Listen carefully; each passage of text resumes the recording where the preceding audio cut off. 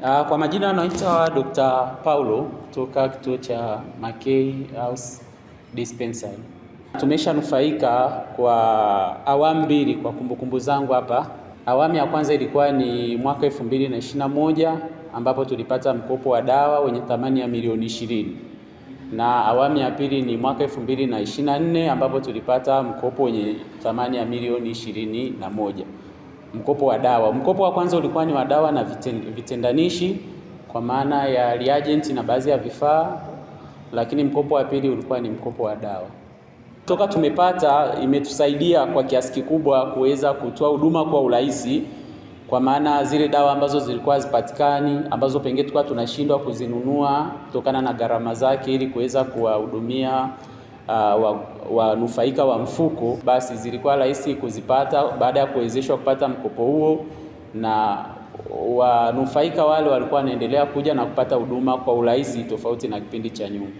Kuwepo kwa mkopo manake kunasaidia kwanza kwa wanufaika wenyewe wa mfuko, kwa mfuko wenyewe na kituo kwa pamoja, kwa maana ya kwamba kituo kinaweza kupata huduma kwa urahisi kwa kuwezeshwa kupata mikopo yenye riba nafuu. Lakini pia inakuwa ni rahisi kwa wagonjwa ama wanufaika wa mfuko wa bima ya afya kuja na kupata huduma pia kwenye kituo chetu kwa urahisi zaidi, na kupata zile hata zile dawa ambazo zilikuwa zipatikane wanaweza kuzipata kwa urahisi.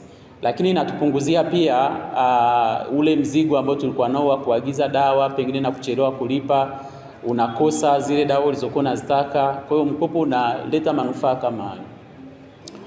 Kutokana na haya maboresho ambayo yamekuwepo na ambayo yanaendelea kufanyika, basi ni vema wale ambao wana uwezo wa kupata mikopo hiyo ili kuweza kuwahudumia wagonjwa wengi, kuweza kuwahudumia wanufaika wengi wa mfuko wa bima ya afya, basi ni vema wakaiona fursa hiyo wakaweza kuitumia ili iweze kuwasaidia na kuboresha huduma zaidi kwa manufaa ya Watanzania.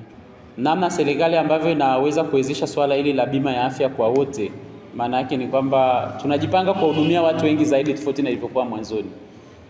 Kwa maana ya kwamba pengine labda tulikuwa tunapata wateja wasiopungua ama wasiozidi 500 ndani ya mwezi, maana yake tunategemea kupata zaidi ya wateja hao.